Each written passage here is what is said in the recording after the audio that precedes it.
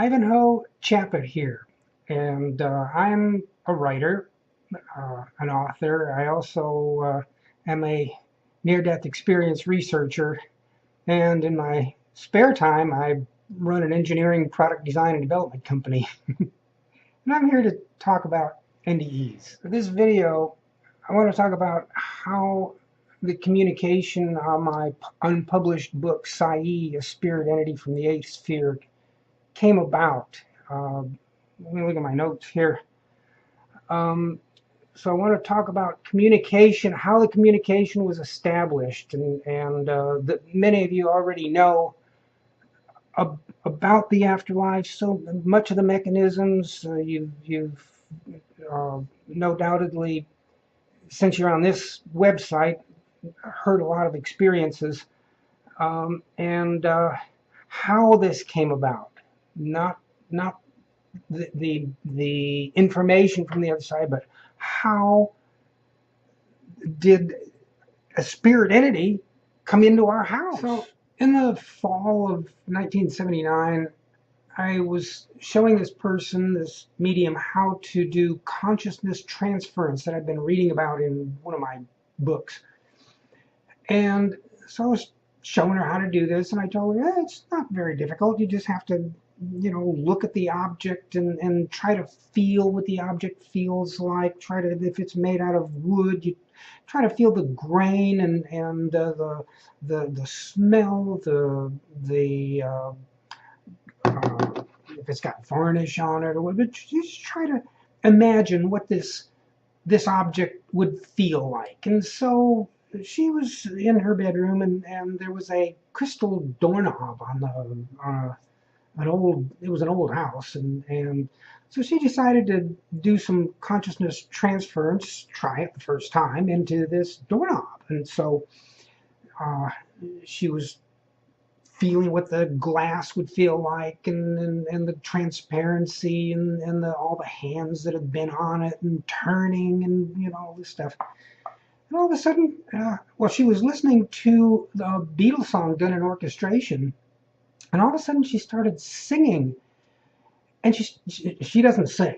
I mean, she can't carry a tune at all, but she started to sing. And that was very, very unusual for her. Then what happened next was very strange. She started vocalizing, singing a tune in a language she didn't know, had no experience with. And this language was very, very odd. It had well, you'll hear the language. And she got very, very frightened, and she stopped, or she tried to stop, and the language kept on going. And the more she tried to stop, the more the language tried to just hang on. And instead of singing, she started talking.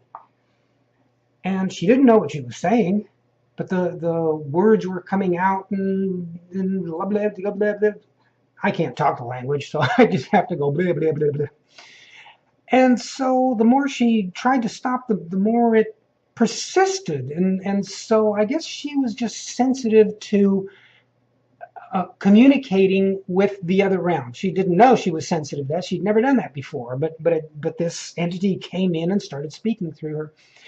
And she got so frightened, and so she started to walk into another room, and she fainted. She literally fell onto the floor. She told me she was trying to hang onto the wall. I wasn't there. I was at work. But she was trying to hang onto the walls, and she fell to the floor.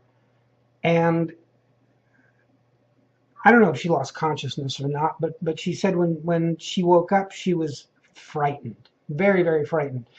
So she called a cousin of mine who lived in Glendale at the time, and the way he told me, he says she was horrified, and he told her that she should call the police. Hi, hello, this is so-and-so. I had a spirit entity talking to me. Can the police come over and arrest him or something? Call the police. What for? What could the police do? They'd try to shoot him, or they'd bullet go right through him. He's not physical. So anyways, that's how that got started.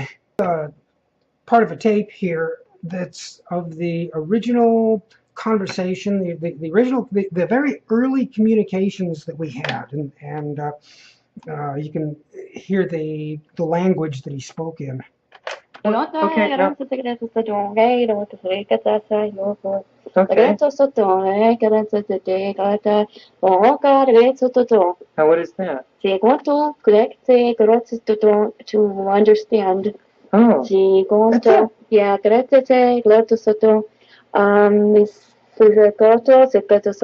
it's very difficult to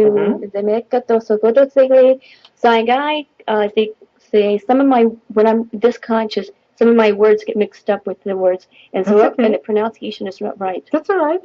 I could tell the pronunciation wasn't right. Okay. And that happened to me. Yeah. What that. That's what that means. That means the pronunciation isn't right? What I just said was that's what it means. Okay, so you can hear the language, and the medium was interpreting, going back and forth. This is what that means. The pronunciation isn't right. You know. Very interesting. So, today's the following day from the last clip you saw, because I'm wearing a different shirt and I cleaned off the drawing board. And I wanted you to hear Saiey's voice through this medium that he came through for about 37 hours worth of taping. And the language that he spoke in, I couldn't understand. So now what I'm going to do is I'm going to play a tape. Gosh, these tapes are so old. I had to loosen the screws on the four corners because the things wouldn't go around. So, but this is what he, Saiey, she, the channeler sounded like after we got things rolling a bit. As alla residents has said to you, and what she has said to you, I must elaborate upon at this time. I feel, for your understanding of your physical world in its entirety, you must begin to understand your immediate self, your immediate personal physical existence. So how can you have the understanding and have its true meaning if you cannot grasp, conceive, control your physical world that is immediately occupied by yourself? Okay, so you can tell they weren't quite together. There was a lot of pause. There was a lack of fluidity in the speech, and this went on for maybe a year and a half. With the speech being labored. So first, I want to apologize for the clunk clunk clunk sound from this thing here, but it's really old and the tapes were old and it just went clunk clunk clunk, you know. But one of the very interesting aspects of our conversation was the subject matter and how deep it was, and one of those particular subjects was time.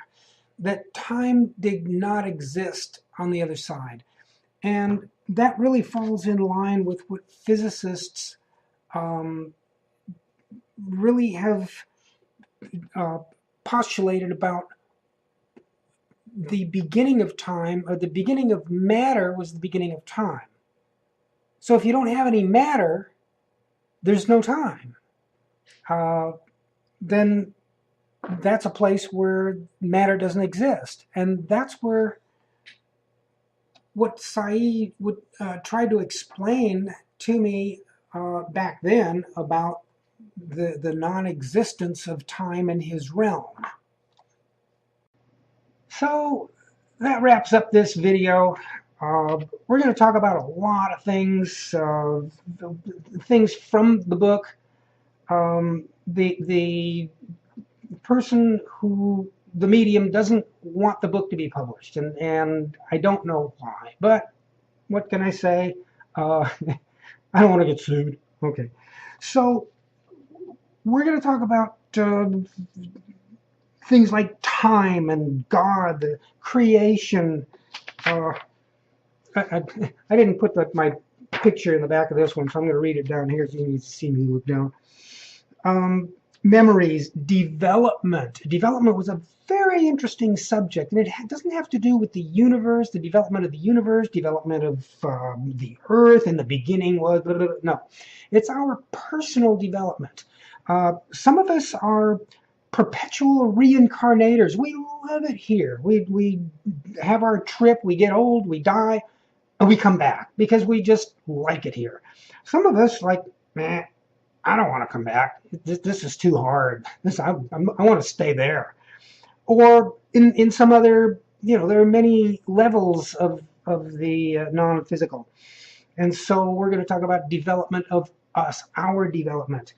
We're going to talk about laws. We asked for laws. We also asked for God. Actually, God is a big subject. Very, very big subject. Lots and lots and lots about God.